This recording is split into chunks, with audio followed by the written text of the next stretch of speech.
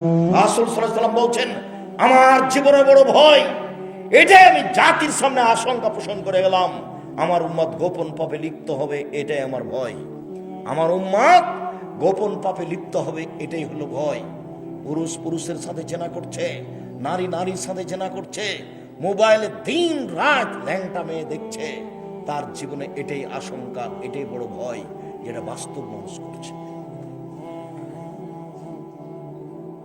সম্মানিত দিনী ভাই বোন, রাসূল সাল্লাল্লাহু আলাইহি সাল্লাম বললেন, একজন পুরুষ একজন মহিলাকে অন্তরের চোখে দেখতে পারে না, একজন মহিলা আর একজন মহিলা যুবতী এক বিছানায় শুতে পারে না, বিছানা ভিন্ন করতে হবে। আল্লাহ রাসূল বলছেন, যেদিন ছেলের বয়স 10 বছর হয়েছে, 12 বছর হয়েছে, ওর বিছানা ভিন্ন করতে হবে। ওই ছেলে তার বাপের সাথে, ওই ছেলে তার মায়ের সাথে ঘুমাতে পারবে না, ওই ছেলে তার বোনের সাথে ঘুমাতে পারবে না। এই আদেশ মুহাম্মদ সাল্লাল্লাহু আলাইহি সাল্লাম দেন। একই ঘরে একই বিছানায় দুইজন যুবতী মেয়ে থাকতে পারে কি করে? একই ঘরে একই বিছানায় দুইজন যুবক থাকতে পারে কি করে? চিরদিনের জন্য হারাম। বুখারী মুসলিম। হলুদ মাখাতে পারে, এই প্রথাতে হলুদ মাখানো হারাম। এবার বরযাত্রী যাবে, ডুলি বিবি যাবে না, কোনো মহিলা যেতে পাবে না। গিয়ে যাওয়ার সময়তে তার বিবাহ ঘেরা হবে না, এক গ্লাসে শরবত, এক গ্লাসে পানি, লবণ দেওয়া আছে, এসব নোংরা প্রথা, এটা করা হবে না। বিবাহের বৈঠকে কোনো কৃত্রিম পথ অবলম্বন করা হবে না।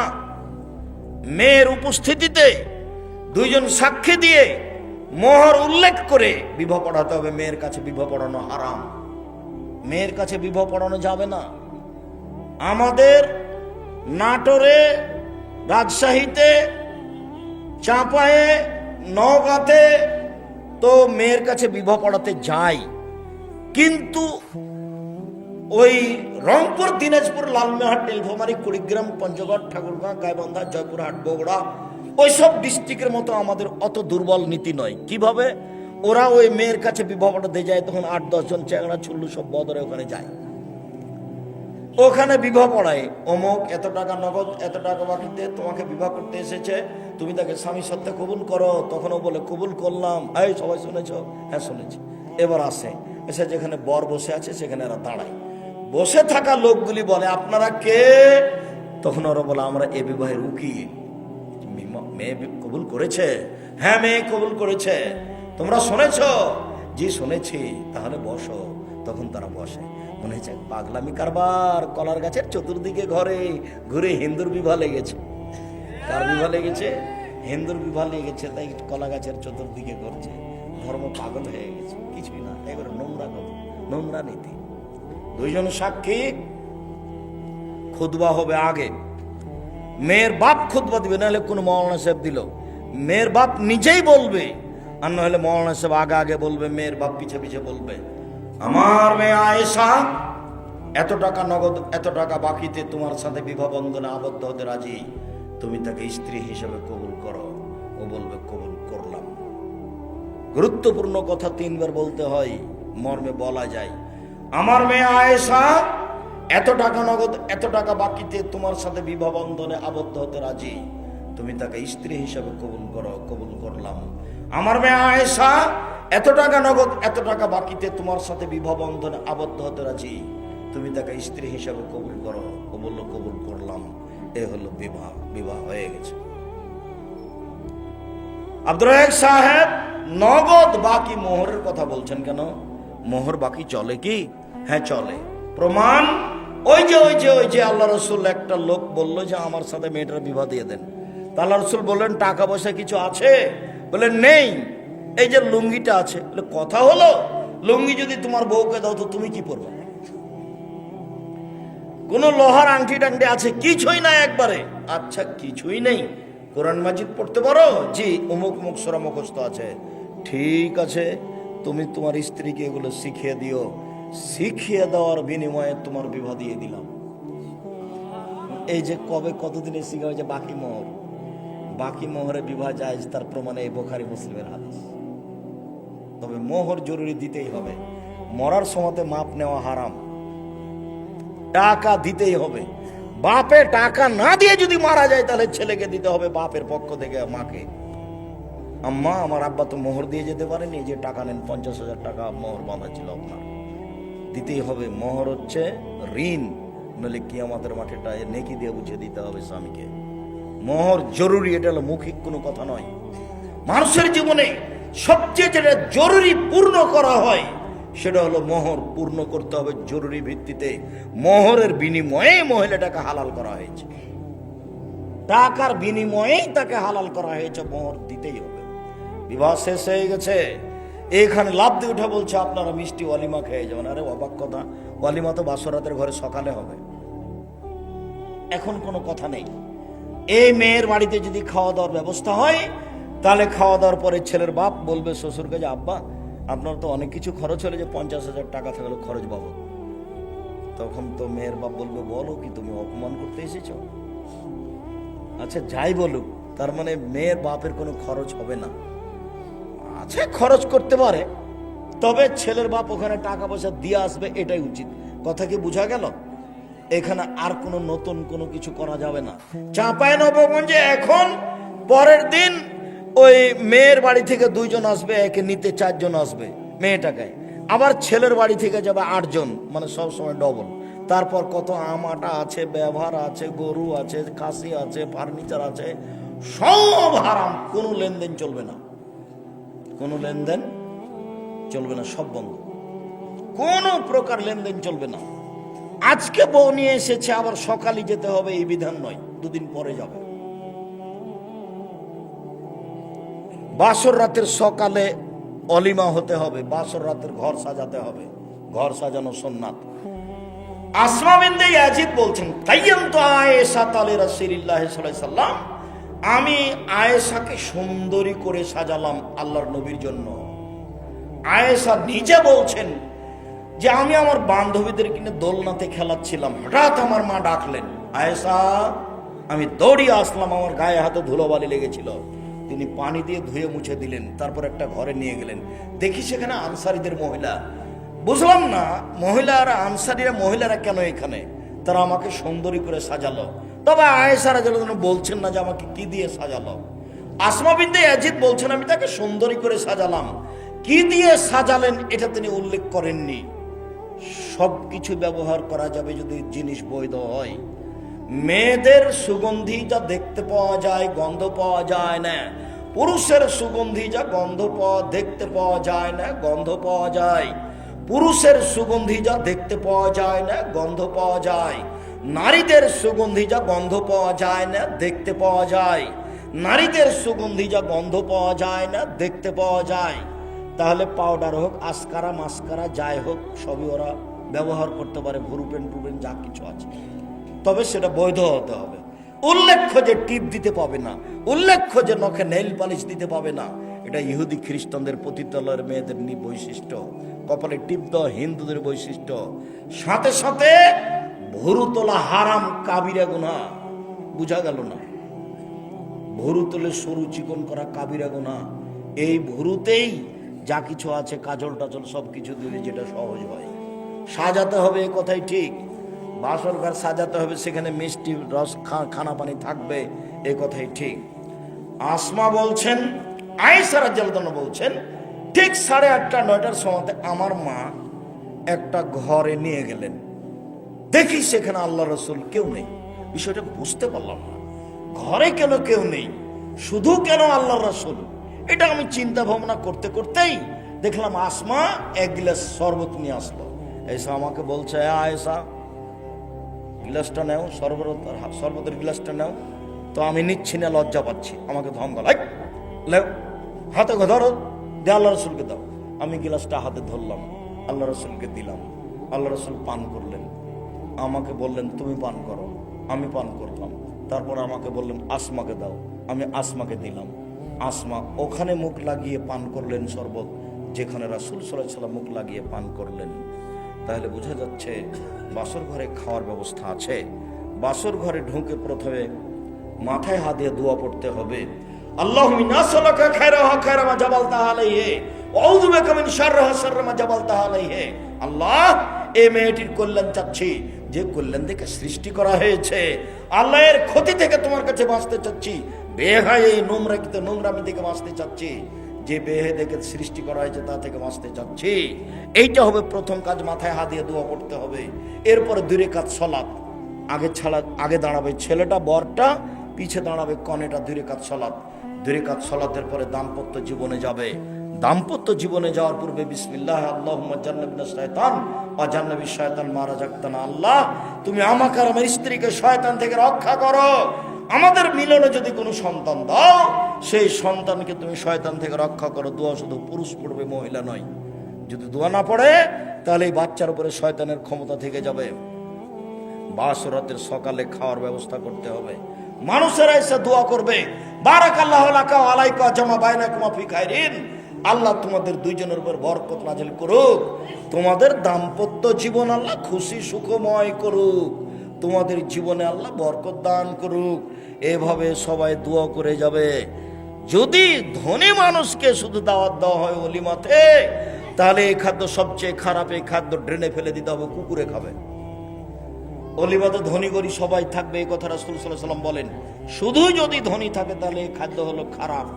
দিন যায় রাত্রি যায়, দিন যায় রাত্রি যায়, পেটে সন্তান আসলো, মা তখন থেকে আল্লাহকে বলবে, রব্বে হাবলি মিন লাদুনকা যুরিয়াতান তাইয়্যিবা। আল্লাহ, একটি সুসন্তান দান করো। দিন যায় রাত্রি যায়, সন্তান প্রসব হলো। যেই ঘরে সন্তান প্রসব হয়েছে সে ঘরে একজন মহিলা থাকবে। নিতান্তই নিয়ে যেতে পারে আপনার এতে ক্লিনিকে, যেখানে পুরুষের সমাগম থাকবে না। সারা গ্রামের মহিলা সে বাড়িতে আসতে পাবে না, সেই মহিলাকে নগ্ন অবস্থায় দেখতে পাবে না। বাচ্চা প্রসব হলে পাশে আজান দিবে, এক কানে আজান এক কানে একামত, এ কথা ঠিক নয়। পাশে আজান দিবে হালকা কণ্ঠে, সলাতের আজান। এরপরে 7 দিনের দিন বাচ্চার আঁকিকে দিবে। 14 দিনে আঁকিকা চলে না, 21 দিনে আঁকিকা চলে না, জীবনে একদিন আঁকিকা চলে না। সেদিন নাম রাখবে, সেদিন মাথা নেড়ে করবে। ডাক্তার যাই বলুক, মাথা নেড়ে করবে। চুল সময় পরিমাণ মেপে চাঁদি হিসাব করে দান করে দিবে। 7 দিনের দিন 1 নম্বর কাজ, খাসি জবাই করা, ছেলের জন্য 2টা, মেয়ের জন্য 1টা। ছাগল হোক, ছাগি হোক, বড় হোক, ছোট হোক, কানা হোক, ন্যাংরা হোক, কোনো সমস্যা নেই। তাজা মোটা তাজা দাঁত হতে হবে কুরবানিতে। আকিকাতে জান থাকলেই হলো, ছোট বড় যাই হোক, কানা খোড়া যাই হোক। ছেলের জন্য 2টা, মেয়ের জন্য 1টা। 7 দিনের আগেও হবে না, 7 দিনের পরেও হবে না, আকিকা দিতে হবে। তারপরে একজন ভালো মানুষের কাছ থেকে তাহানিক করে আসতে হবে। পরহেজগার, চাচা হোক চাচি হোক, গ্রামের আলেম ওলামা যে হোক, তাহানিক করবে। তাহানিক মানে একটা খেজুর মৌলানা সাহেব মুখে নিয়ে, অল্প একটু নিয়ে খুব ভালো করে চাবিয়ে একবারে পানি পানি করে হাতের আঙ্গুলে নিয়ে বাচ্চার জিবার উপরে দিবে, ভিতর সাইডে দিয়ে বাচ্চার মাথায় হাত দিয়ে দোয়া করে দিবে, আইযুকুমা বিকালিমাতিল্লাহি তাম্মা মিন কুল্লি শায়তানিন হাম্মা ওয়া মিন কুল্লি আইনিন লাম্মা। এই বলে দোয়া করে দিবে। আল্লাহুম্মা ফাক্কিহু ফিদ্দীন, আল্লাহুম্মা আল্লিমহুল হুকমা। দাদিও জানে না, নানিও জানে না, দাদাও জানে না, দাদিও জানে না, কে কাকে কোলে নিবে ফুফুও জানে না, খালাও জানে না। এমনি কোলে নিয়ে কত যে আদর করে, ওরে আমার সোনা, ওরে আমার উমুক, ওরে আমার আকাশ পাতাল, কিচ্ছু কেউ জানে না। জিজ্ঞাসা করেন আপনি, এই যত মহিলা আছে, এই ছেলে তোমার মাকে জিজ্ঞাসা করবো, আপনি আপনার স্ত্রীকে জিজ্ঞাসা করিয়েন তো, আচ্ছা তুমি যে আমার বোনের ছেলেটাকে কোলে নিলে কি বলেছো বলো তো। মহিলা হোক পুরুষ হোক, বাচ্চার মাথায় হাত দিয়ে বলতে হবে, আইযুকা বিকালিমাতিল্লাহি তাম্মা, তোমার ব্যাপারে আমি আল্লাহর কাছে আশ্রয় চাচ্ছি আল্লাহর পূর্ণ কালেমা দিয়ে। মিন কুল্লি শায়তানিন হাম্মা, সব শয়তানের ক্ষতি হতে, বিষাক্ত প্রাণী হতে। অমিন কুল্লি আইনিন লাম্মা, প্রত্যেক বিষাক্ত চক্ষু হতে। শ্বশুরের কাছে টাকা নেয় যৌতুক, ইতর শ্রেণীর 3rd% নোংরা মানুষ, তারা হলো দিনাজপুর রংপুরের মানুষ। আপনারা রাজশাহী থেকে নেয় না, নিলেও কম।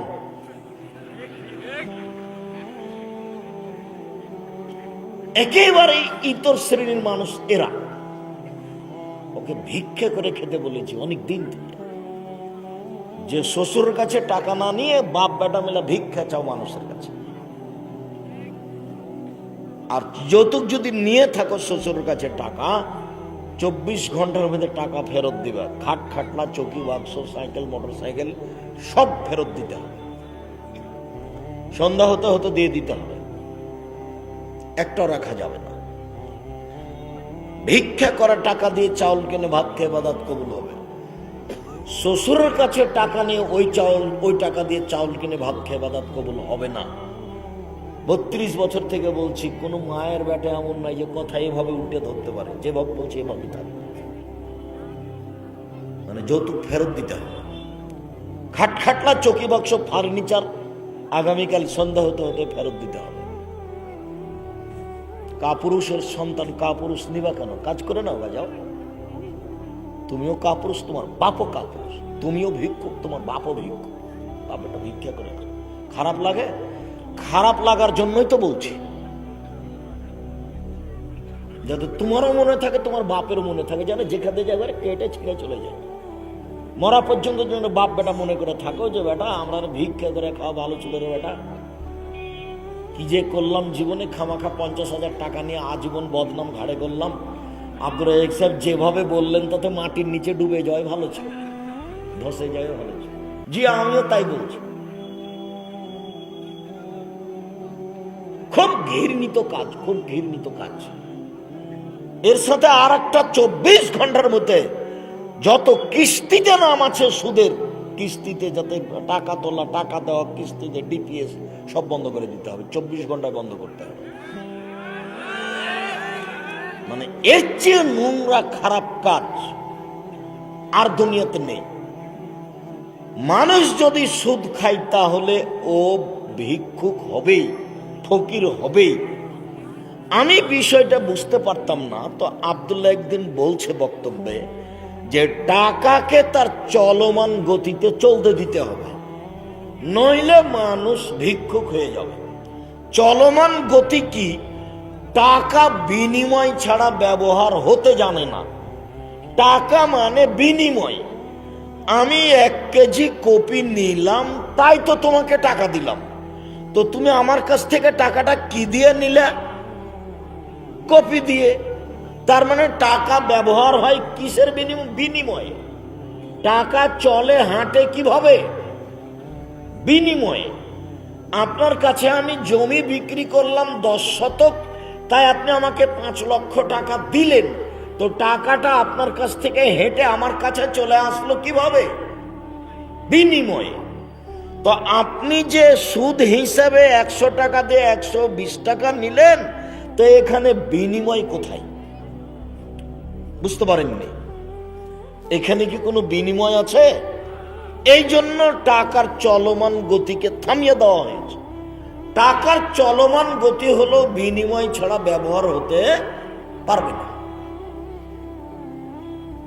কেউ যদি টাকা দিয়ে টাকা নেয় তাহলে তার চলমান গতি নেই।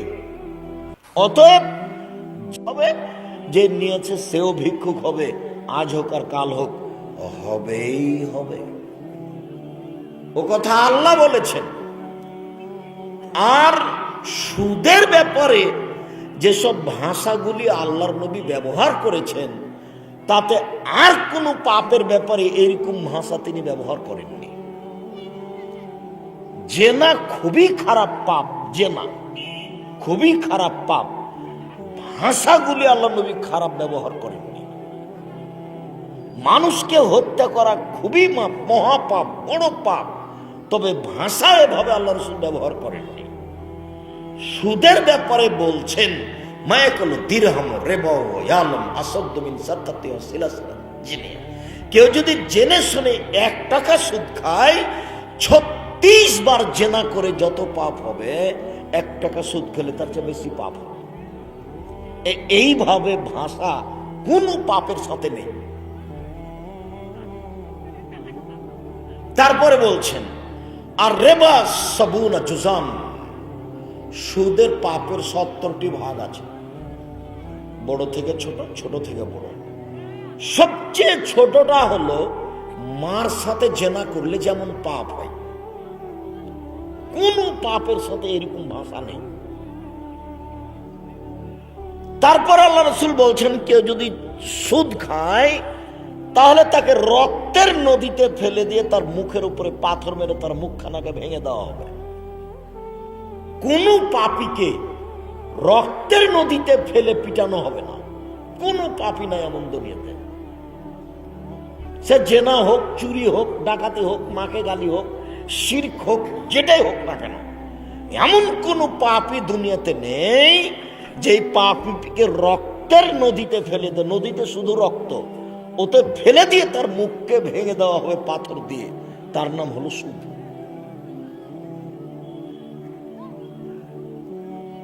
সুদের টাকা দিয়ে যেমন চাউল কিনে ভাত খেয়ে ইবাদত কবুল হবে না, যৌতুকের টাকা দিয়ে চাউল কিনে ভাত খেয়ে ইবাদত কবুল হবে না। রাসূল সাল্লাল্লাহু আলাইহি ওয়াসাল্লাম বলেছেন সালাত ফরজ, আদায় করতেই হবে। অজু করে সালাত আদায় করতে হয় তো পানি নেই, তায়াম্মুম করে সালাত আদায় করতে হবে। পানিও নাই, মাটিও নাই, তাহলে এমনিতেই সালাত আদায় করতে হবে। কেবলার দিকে মুখ করে সালাত আদায় করতে হয়, কেবলা বোঝা যায় না, বিনা কেবলাতেই সালাত আদায় করতে হবে। দাঁড়িয়ে সালাত আদায় করতে হয়, দাঁড়িয়ে থাকা যায় না তো বসে থেকে করতে হবে। বসে থাকা যায় না তো শুয়ে থেকে করতে হবে। শত্রু তাড়া দিয়েছে, দৌড়িয়ে চলে যাচ্ছে, সালাতের টাইম হয়েছে, এভাবেই সালাত আদায় করতে হবে। গাড়িতে উঠেছে, গাড়িতে ঠেল মানে না, শিকল ধরে আছে, সালাতের টাইম হয়েছে, এইভাবেই সালাত আদায় করতে হবে। পরিষ্কার কাপড় পরে সালাত আদায় করতে হয়, পরিষ্কার নেই, যেই কাপড়ে পেশাব পায়খানা লেগে আছে ওই কাপড়েই সালাত আদায় করতে হবে। পরিষ্কার ও অপরিষ্কার কোনো কাপড়ই নাই, উলঙ্গ হয়ে আছে, সালাতের টাইম হয়ে গেছে, উলঙ্গ অবস্থাতেই তাকে সালাত আদায় করতেই হবে। তাতে আমরা কথার কথা বলেছি, ইরাকে, আফগানিস্তানে, মুসলিম দেশে মার্কিন সৈন্য ঢোকে মুসলিম মহিলাদেরকে উলঙ্গ করে চোখের সামনে হাঁটতে বাধ্য করে। এই সময়ে যদি নামাজের টাইম হয়ে যায় তাহলে মুসলিম মহিলাকে মার্কিন সৈন্যের সামনে উলঙ্গ অবস্থাতেই নামাজ পড়তে হবে, পড়তেই হবে। সালাত এমন একটা ব্যতিক্রম ইবাদত যে কোনো সমস্যা বুঝে না। হজ বুঝে, সামনে বছর যায়েন, এবছর যায়েন না, কোনো সমস্যা নেই। রোজা সিয়াম বুঝে, আপনি অসুস্থ এখন করিয়েন না, পরে করিয়েন, কোনো সমস্যা নেই। যাকাত তো 2 মাস পরে দেন, সমস্যা নেই। যাকাতটা 2 মাস আগে দিয়ে দেন, সমস্যা নেই। ওয়াবাক সালাত নামাজ যে কোনো সমস্যাই বুঝে না, মানে কোন নিয়ম কানুন সমস্যা কিছুই বুঝে না যে ইবাদত, তার নাম হলো সালাত। আমাদের ভাষায় তার নাম হলো নামাজ। যার কারণে রাসূল সাল্লাল্লাহু আলাইহি ওয়াসাল্লামের কথাটা আমি বলেছি, আল্লাহ নবী বলছেন মৌরু আওলাদাকুম বিসসালাত সাবসিনা, ছেলে মেয়েকে সালাত আদায় করতে বলো যখন তার বয়স 7 বছর। ওয়াদরিবুহুম আলাইহা আবনা সিনিনা, 10 বছর বয়সের ছেলে মেয়ে সালাত আদায় না করলে পিটিয়ে করাও। 15 বছর বয়স হয়ে গেছে, সালাত আদায় করে না, তার বাপ বেঁচে আছে, এই কথা মিথ্যে। এখানে যারা বসে আছেন, আপনার ছেলে নামাজ পড়ে না, আপনি তার বাপ, আমি আব্দুর রাজ্জাক বিন ইউসুফ না করে দিলাম, আপনি তার চাচা, আপনি তার খালু। আপনার ক্ষমতা নাই, আপনার 14 গোষ্ঠীর ক্ষমতা নাই আমার সামনে আপনি ওই ছেলের বাপ বলে স্বীকৃতি দিতে পারেন, অসম্ভব। আপনার মতো কাপুরুষের বিবাহ করা ঠিক হয়নি। আপনি একটা কাপুরুষ, আপনি একটা ঘৃণিত পুরুষ। আপনাকে আল্লাহর নবী বিবাহ করতে নিষেধ করেছেন। আল্লাহর নবী বলেছেন, ইয়া মাশারা শাবাব, ও যুবক দল যারা তোমরা বিবাহ করতে চাচ্ছ, ক্ষমতা থাকলে করবো বিভাগ, ক্ষমতা পিঠের চামড়া তুলে দেবো। সলাত আদায় হয়েছে, দাঁত ভেঙে দেবো একবারে। সলাত আদায় করেছো? স্ত্রীকে বলো, এক কোথায় গেছিলে তুমি? মাথায় কাপড় না দিয়ে বাইরে গেছিলে নাকি? এরকম দৃশ্য কোনোদিন দেখলে পিঠের চামড়া তুলে দেবো। আমি তোমার স্বামী বলছি, মনে রেখো। তুমি ঘর দিয়েছি, বাড়ি দিয়েছি, টিউবওয়েল দিয়েছি, পেশাবখানা করেছি, পায়খানা করেছি, সব বাড়িতে রেখেছি। ভবিষ্যতে যদি কোনোদিন শুনি তুমি বাড়ির বাইরে গেছিলে, পিঠের চামড়া তুলে দাও। আমি তোমার স্বামী বলছি। স্বামী মানে ক্ষমতা। আপনার স্ত্রী এখন ছোট ব্লাউজ পরে বসে আছে এখানে, তার মানে আপনি কাপুরুষ, আপনি কাপুরুষ, আপনি ঘৃণিত। আপনাকে আমি ঘৃণা করি। আপনার মেয়ে এখানে ক্লাস 10-এ পড়ে, এবারে পাঞ্জার চুল মাথায় দিয়ে দাঁড়িয়ে আছে। ওই যে এখনই বাজার থেকে আসলো। ও কি হিন্দুর মেয়ে? ও কি খ্রিস্টানের মেয়ে? ও কি ইহুদির মেয়ে? আসলো কেন? কেন আসবে? আসবে কেন? আপনি যে বলছেন আমি মুসলমান, শোনেন, ধর্ম পাগল হয়নি। তাহাজ্জুদ পড়ে জান্নাত কেনের হিসাব করিয়েন না। 3 শ্রেণীর মানুষ জান্নাত পাবে না। এক, মধুমেলন খাম, যারা নিয়মিত বিড়ি, তামাক, জর্দা, সিগারেট, গুল, নেশাদার দ্রব্য খায়, পান করে, তারা জান্নাতে যাবে না। 2, আর রাজালাত মিনান নিসায়ে, পুরুষের বেশধারী নারী, যারা পুরুষের জুতা স্যান্ডেল পরে, যারা পুরুষের শার্ট প্যান্ট পরে, যারা পুরুষের পোশাক পরে, যারা গেঞ্জি গায়ে দিয়ে চলে, এসব বেহায়া মহিলা জান্নাতে যাবে না। এসব বেশরমা মহিলা জান্নাতে যাবে না।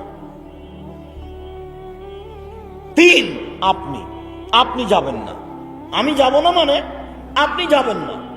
আল্লাহ রাসূল বলছেন, দায়ুস আল্লাযী কুরফি আলাল খাবাসা, ওই দায়ুস জান্নাতে যাবে না যার বাড়িতে বেহায়াইর সুযোগ আছে। আপনি বলেন যে আমার বাড়িতে বেহায়াই নাই। এই যে আপনার মেয়ে ক্লাস 10-এ পড়ে, দেখেন এখন দাঁড়িয়ে আছে পিছনে আপনার মেয়ে। আপনি বলেন যে আমি দায়ুস নই। আমি মুহাম্মদ সাল্লাল্লাহু আলাইহি ওয়াসাল্লাম অনুবাদক। 1450 বছর পূর্বে মুহাম্মদ সাল্লাল্লাহু আলাইহি ওয়াসাল্লাম এইভাবেই বলেছেন। আমি জাতির সামনে অনুবাদ করে শোনাচ্ছি মাত্র। আর যেটা বলার গতি আছে সেটা আরো শক্ত হওয়া দরকার, কিন্তু আমার গতিটা আমি সামলাতে পারি না। এর চেয়ে শক্ত হওয়া দরকার।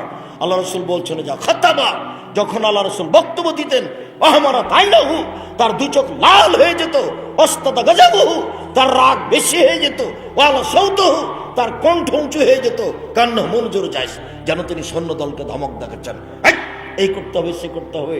এটা ছিল মুহাম্মদ সাল্লাল্লাহু আলাইহি ওয়াসাল্লামের বক্তব্যের গতি। কণ্ঠস্বরে বক্তব্য দেওয়ার না যায়। বহুদিন থেকে বলে আসছি, কণ্ঠস্বরে বক্তব্য দেওয়া যাবে না। সবাই যে দিচ্ছে, দিলে কি হবে? আমি কোনোদিন দিইনি। আমার জীবনে আমি 1 মিনিটের জন্য কোনোদিন কণ্ঠস্বরে বক্তব্য দিইনি। কণ্ঠস্বরে বক্তব্য যায়, যেভাবে বক্তব্য এমন ভাবে দিতে হবে যে যেখান থেকে যাবে কেটে ছেড়ে চলে যাবে। আপনি জান্নাতে যেতে পারবেন না, আপনি দায়ী। আপনাকে বলতে হবে ওটা আমার মেয়ে নয়, এটা হিন্দুর মেয়ে। ওর কাছে শয়তানের কোনো কাজ নাই, ইবলিশ ওখানে যাবে না। হিন্দুর একটা মেয়েকে বলতে যাবে না ইবলিশ। চাঁপাইনবাবগঞ্জের ভাষাতে ইবলিশ হলো 14 ইলিমের পড়া। চাঁপাইনবাবগঞ্জের ভাষাতে ইবলিশ কাকে বলে? 14 ইলিমের পড়া, মানে সব বিদ্যা তার কাছে আছে। তো একটা হিন্দু মেয়েকে বলবে না ইবলিশ, এই মাথায় কাপড় দাও, মাথায় কাপড় দাও। কেন বলবে না? ও জানে যে জাহান্নামে যাবে। একটা ইহুদির মেয়েকে ইবলিশ বলবে না যে মাথায় কাপড় দাও, মাথায় কাপড় দিও না, মাথায় কাপড় দিও না, এ কথা বলবে না। কেন? ও জানে যে একটা ইহুদির মেয়ে কোথায় যাবে? জাহান্নামে যাবে। ওর ওখানে কোনো কাজ নাই। কাজ আছে আপনার বাড়িতে। আপনাকে ঠকাতে পারলেই শয়তান সফল। যখন আল্লাহ শয়তানকে বলেছিলেন, তোকে যে বললাম যে আদমকে সিজদা কর, তো সিজদা করলি না, সর সর সর এখান থেকে সর। তখন ইবলিশ বলছে, হ্যাঁ সরে যাব বটে, 2টা সুযোগ দিতে হবে। কি? আজীবন বেঁচে থাকতে চাই। আল্লাহ বললেন, ঠিক আছে দিলাম। আর একটা দিতে হবে। কি? আদম সন্তানকে ভুল পথে নিয়ে যাব, এই ক্ষমতা আমাকে দিতে হবে। ঠিক আছে দিলাম। তখন ইবলিশ বলছে, তোমার মর্যাদার কসম, তোমার সম্মানের কসম, তোমার ইজ্জতের কসম, তোমার সম্মানের কসম করে বলছি, আদমের ছেলে মেয়ে জান্নাতে কেমনে যায় তা আমি দেখে ছেড়ে দেব। এ কথা কে বললো বলেন তো দেখি? ইবলিস বলল। যখন এই কথা বলে ও চলে যাচ্ছে, তখন আল্লাহ বলছেন, ইজ্জাতি ইরতেফায়ে মাকানি ওয়া জালালি, আমার সম্মানের কসম, আমার মর্যাদার কসম, আমার ইজ্জতের কসম, ইবলিস মনে রাখ, আদমের ছেলে মেয়ে আমার কাছে যতবার ক্ষমা চাইবে আমি ততবার ক্ষমা করে দিব। দুইটা মুখামুখি, কিন্তু ইবলিসকে আল্লাহ বললেন না যে তুই কিছুই করতে পারবি না, এ কথা বললেন না। ওকে ও দুটা অনুমতি চাইলো, দুটাই দিয়ে দিয়েছে।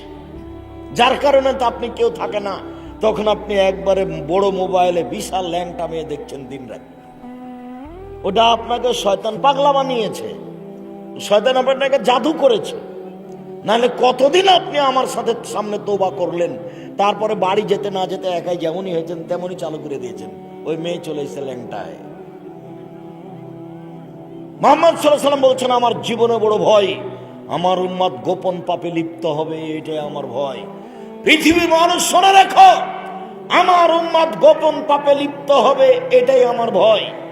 জাতি শুনে রেখো, আমি মুহাম্মদ সাল্লাল্লাহু আলাইহি ওয়াসাল্লাম বলছি, আমি বেশি আশঙ্কা করছি আমার উম্মত গোপন পাপে লিপ্ত হবে, গোসলখানায় জেনা করবে, হস্তমতন করবে, এটা আমার ভয়।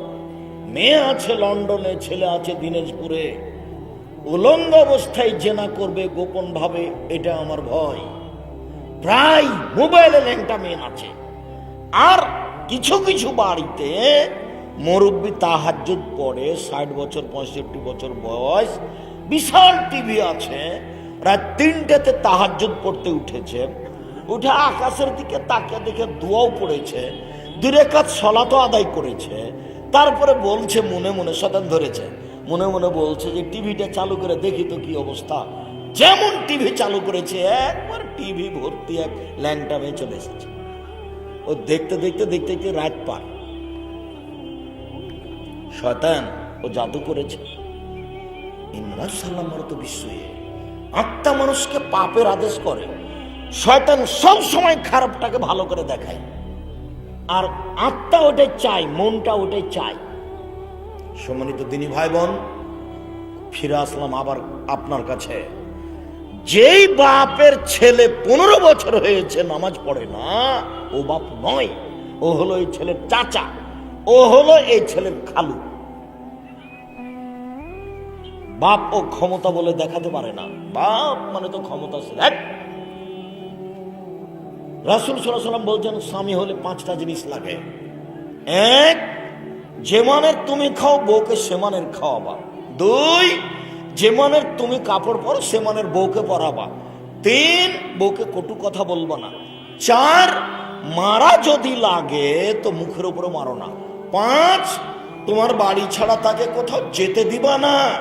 চাচির বাড়ি যেতে পারে না, খালার বাড়ি যেতে পারে না, মায়ের বাড়ি যেতে পারে না, জরুরি দুর্ঘটনা ছাড়াও বাড়ি ত্যাগ করতে পারে না। বাজার তো বহু দূরের কথা, বাজার তো বহু দূরের কথা। বাজার যাবে কেন? ওর বাপ নাই, ওর বাপ কি মরেছে?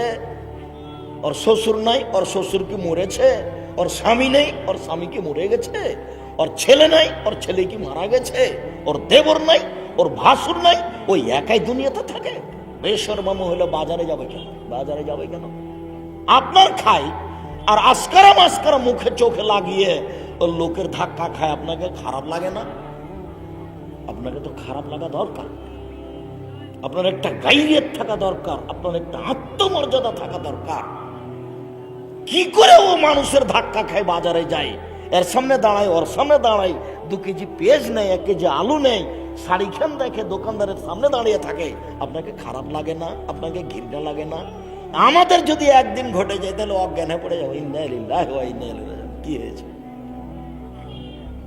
আর আপনার দিন রাত চলছে, তার মানে আপনার হিতাহিত জ্ঞান লোপ পেয়েছে। আপনার কোনো হিতাহিত জ্ঞানই নেই, আপনার একটা আত্মমর্যাদা নেই। আত্মমর্যাদা থাকা দরকার, গাইরিয়ত, আত্মমর্যাদা। একটা ছোট ছেলে যদি বড় মানুষকে একটা মোটা কথা বলে দেয়, তো ওই শিক্ষিত বড় মানুষটার গায়ে বাঁধে, এর নাম হলো আত্মমর্যাদা। বুঝতে পারেননি কথা? এটা নাম কি? আত্মমর্যাদা। এটা প্রত্যেকটা মানুষের একটা আত্মমর্যাদা আছে। এখানে পায়খানা পড়ে আছে, তো ছোট ছেলেটা আমাকে বলছে যে আপনি পায়খানাটা সাফ করে দেন, তো ওই কথাটা আমার কোথায় বাঁধলো? বুঝতে পারছেন না মনে হয়? আত্মমর্যাদায় বাঁধলো। ছেলেটা আমাকে এইভাবে বললো, এর নাম হল আত্মমর্যাদা, গাইরিয়াত। তোমার চোখের সামনে তোমার মায়ের হাত ধরে আর একজন যুবক জোর করে টেনে নিয়ে যাচ্ছে, তখন তোমাকে খারাপ লাগছে, কে রে, ছি, আমার মায়ের হাত ধরে টানছে মানে একে। এই যে তোমাকে খারাপ লাগলো, এর নাম হলো আত্মমর্যাদা। আপনার স্ত্রী কেমনে বাজারে যায়, আপনার একটু আত্মমর্যাদা নাই কেন? আর আমি আমার দিনী বোনদেরকে বলবো যে অভিমান রাখেন না জীবনে। অভিমান রাখলে সংসারে গন্ডগোল বাঁধবেই। আব্দুর রাজ্জাক সাহেব, অভিমান কি জিনিস? অভিমানটা বুঝানোর আগে আপনাকে একটা কথা বলি। আপনার স্বামীকে বলবেন, যাহাই আনিবেন তাহাতে আমি খুশি, আমার পক্ষ থেকে কোনো কিছু বলার নেই। অভিমান তাহলে কি জিনিস? একটু সুন্দর দেখে, চিকন দেখে একটু কাপড় আনিও তো, সময়ে আমি যাব কোথাও পরে, একটা নিয়ে এসেছে, তখন নিয়ে এসে হাত দিয়ে দেখে বলছে কি যে মোটা কাপড় নিয়ে আসে, একটুকু ভালো লাগে না। এই যে অভিমানের উল্টা হয়ে গেছে। অভিমানের কি হয়েছে? উল্টা হয়েছে।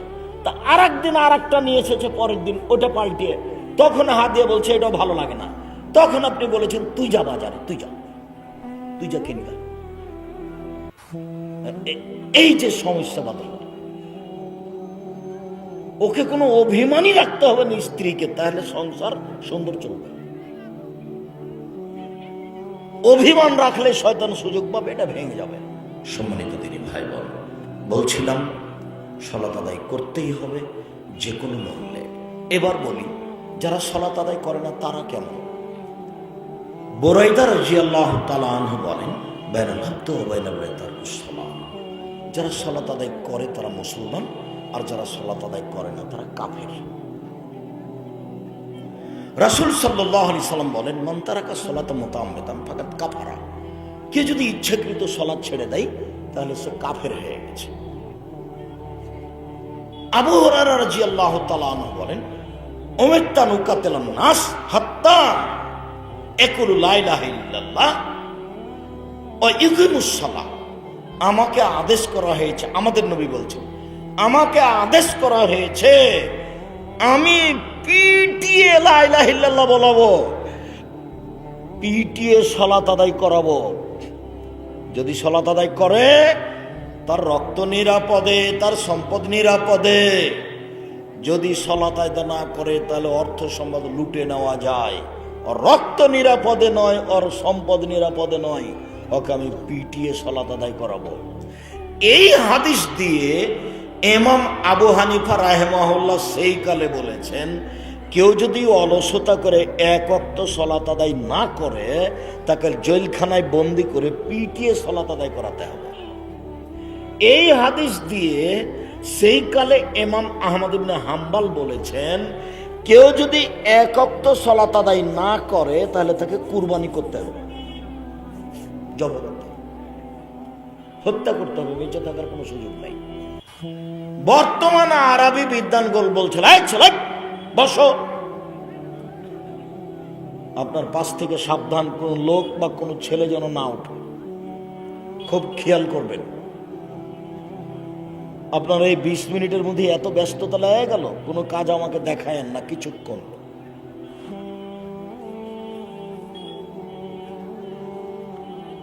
সম্মানিত দিনী ভাই বোন, বলছিলাম রাসূল সাল্লাল্লাহু আলাইহি ওয়াসাল্লাম যে হাদিস বললেন, এই হাদিসে সেই কালে ইমাম আহমদ ইবনে হাম্বল অলসতা করে সালাত ছেড়ে দিলে তাকে হত্যা করতে হবে কথা বলেন। আর এখন আরবি বিদ্বানগণ বলছেন, স্বামী নামাজ পড়ে, স্ত্রী পড়ে না, স্ত্রী পড়ে, স্বামী পড়ে না। তাহলে বিবাহ বিচ্ছিন্ন হয়ে গেছে। কেন? একজন মুসলমান, একজন কাফের। কলম লাগে না, খাতা লাগে না, চেয়ারম্যান লাগে না, মেম্বার লাগে না, কাজে লাগে না, বিবাহ এমনিতেই গেছে। এমনকি আরবে বিদ্বানগণ বলছেন যে সালাত আদায় করে না, ও যদি মারা যায় তাহলে ওকে মুসলমানের কবরস্থানে তার মাটি হবে না, হিন্দুদের শ্মশান ঘাটে তাকে ফেলে দিতে হবে। নাউজুবিল্লাহ। যারা সালাত আদায় করে না তাদের অবস্থা এই। আব্দুর রাজ্জাক সাহেব, আপনারা কি বলেন? আমরা বলি যে বিবাহ বিচ্ছিন্ন হয়নি, তবে ও মহাপাপী। তবে ও মহাপাপী। কেন বিবাহ বিচ্ছিন্ন হয়নি? কেন? ও আসলে সালাতকে অস্বীকার